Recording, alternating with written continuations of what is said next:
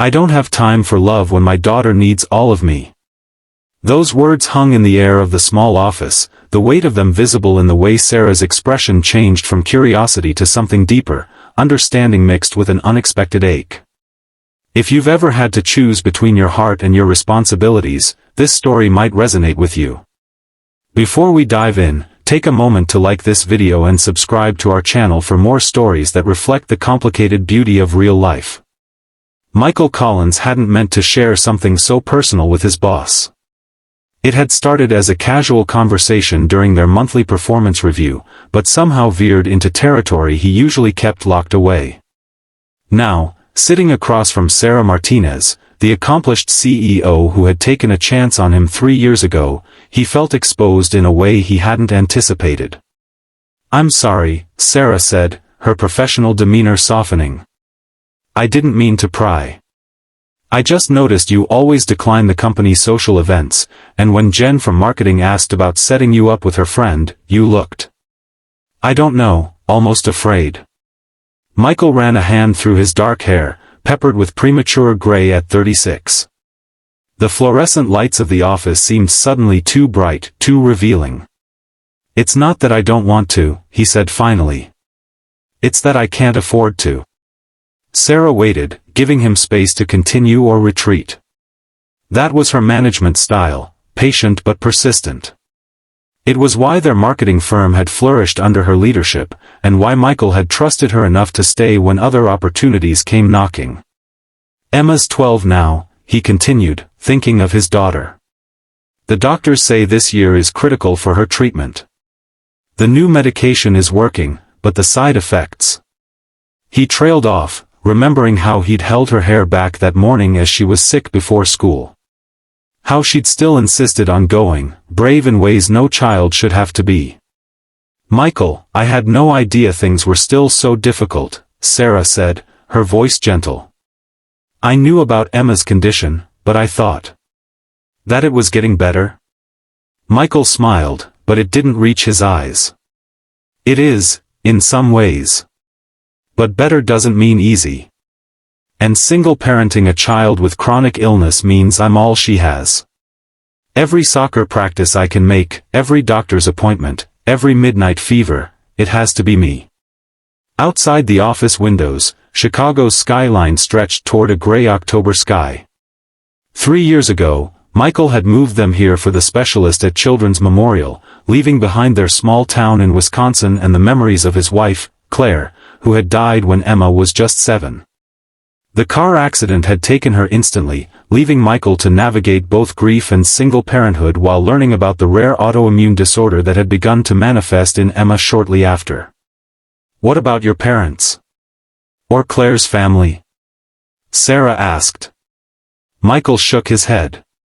"My parents are in Arizona. They help financially when they can, but they're getting older themselves. Claire's mom passed last year, and her dad." He hesitated. "Let's just say he didn't approve of me even when Claire was alive. He blames me for moving Emma away from him." Sarah nodded, understanding the complicated dynamics of family. At 42, she had built her career while watching friends navigate the messy realities of relationships, marriages, and parenthood. She had chosen a different path, pouring herself into building Martinez Marketing from a small startup to one of Chicago's most respected boutique agencies. "So when Jen asks about setting you up, or when there's a company happy hour, I think about the babysitter I'd need to pay, the possibility I might have to leave suddenly if Emma has a flare-up, the emotional energy it would take to be present with someone new when I'm already stretched so thin." Michael's voice grew quieter. "And I think about what it would mean to bring someone else into our lives, only to have them realize they didn't sign up for hospital visits and medication schedules." Sarah's eyes reflected something Michael couldn't quite read. "You don't think someone might want all of it? You and Emma, challenges included?"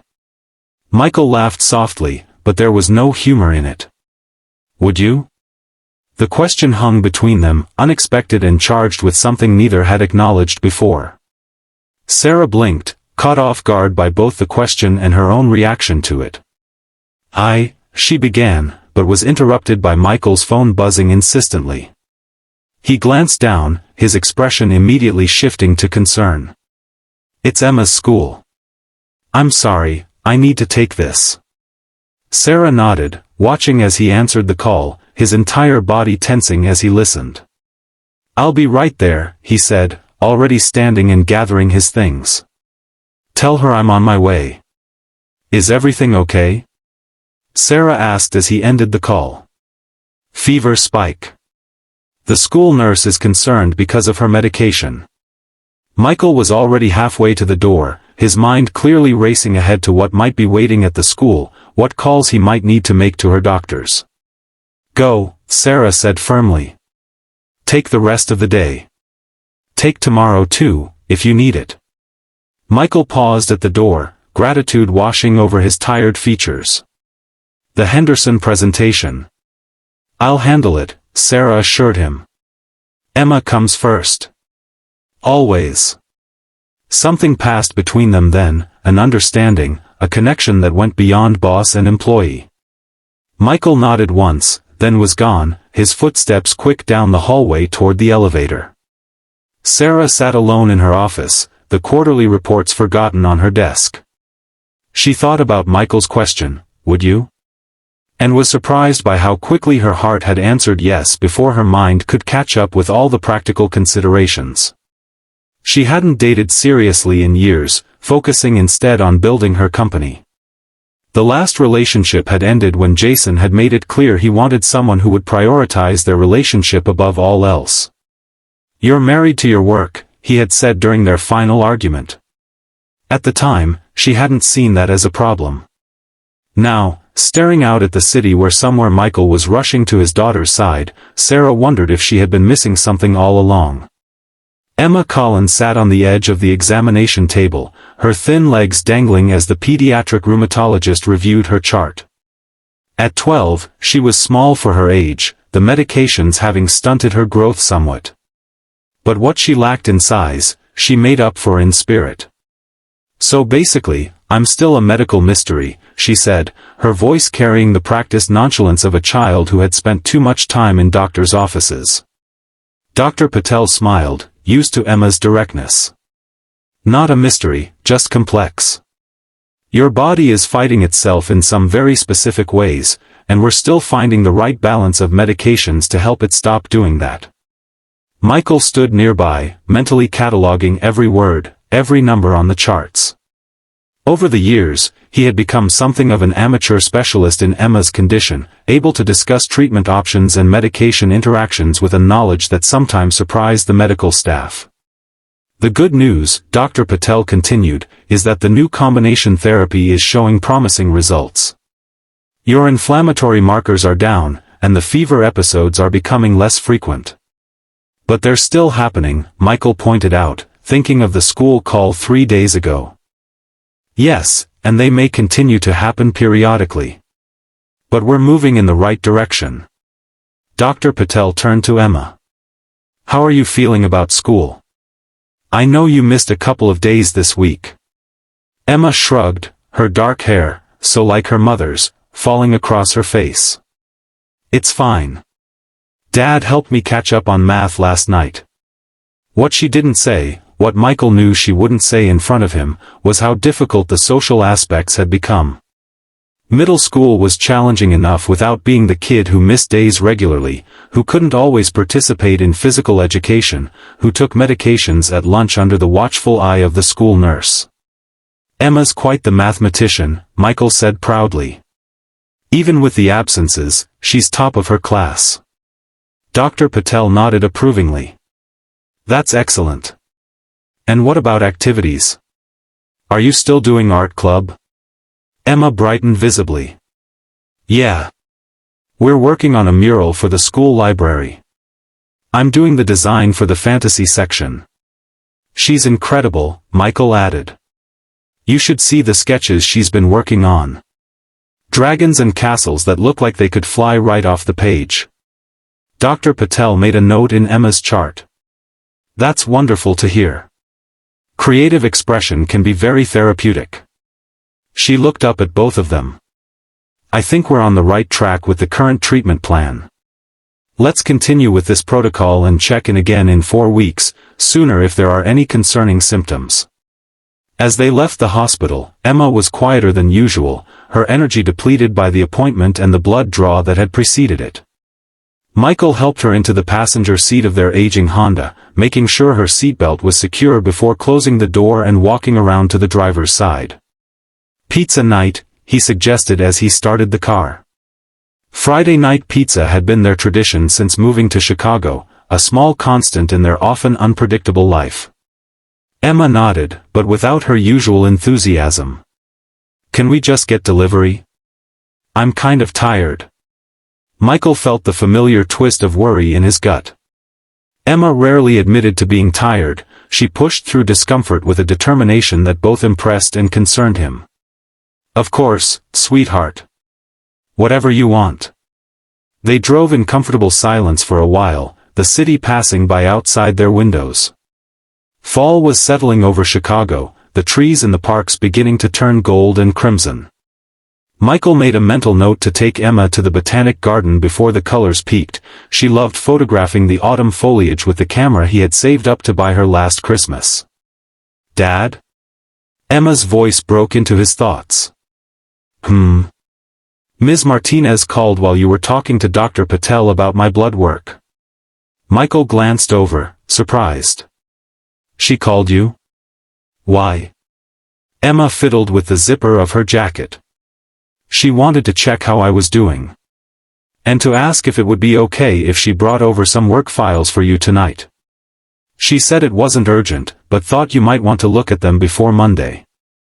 Michael felt a complicated mix of emotions, gratitude for Sarah's thoughtfulness in checking on Emma directly, concern about the boundaries between work and personal life, and something else he wasn't ready to examine too closely. What did you tell her? He asked carefully. I said it was fine. Emma looked over at him, her eyes, Claire's eyes, suddenly shrewd. I like her. She doesn't talk to me like I'm a baby or like I'm going to break. Michael nodded, understanding exactly what Emma meant. Too many adults changed their behavior completely when they learned about Emma's condition, either becoming awkwardly overprotective or visibly uncomfortable. She's good at talking to people, he agreed. It's part of what makes her a good boss. Emma was quiet for another moment, then asked, Is she married? The question caught Michael off guard. No, she's not. Why do you ask? Emma shrugged with elaborate casualness. Just wondering.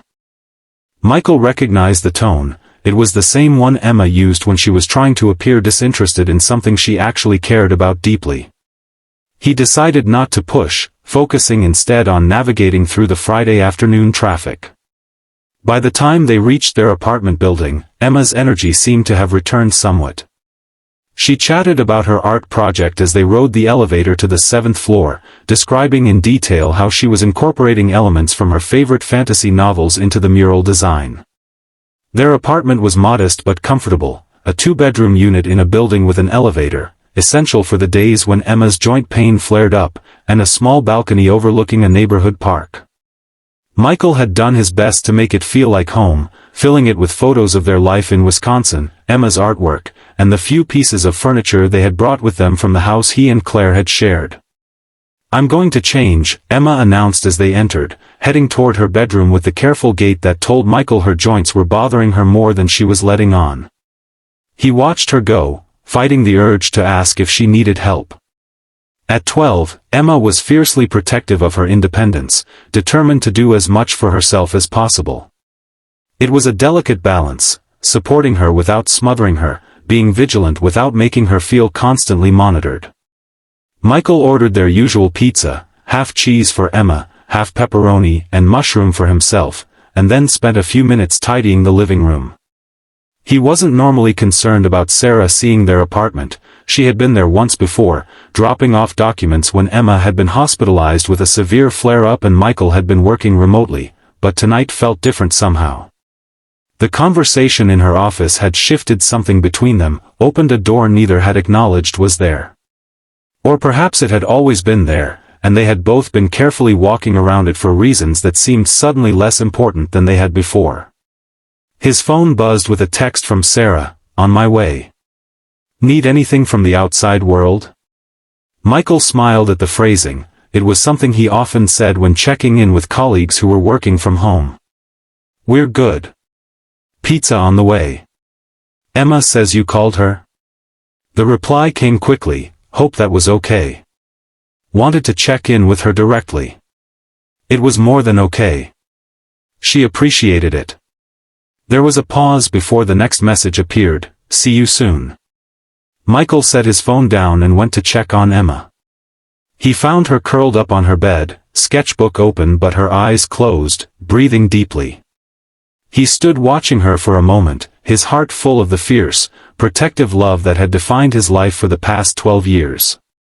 She had Claire's artistic talent and quick wit, but her determination was all her own, a core of steel that had revealed itself more and more as her health challenges increased. Sometimes Michael wondered if she would have been different if Claire had lived, if her childhood hadn't been marked by loss and illness.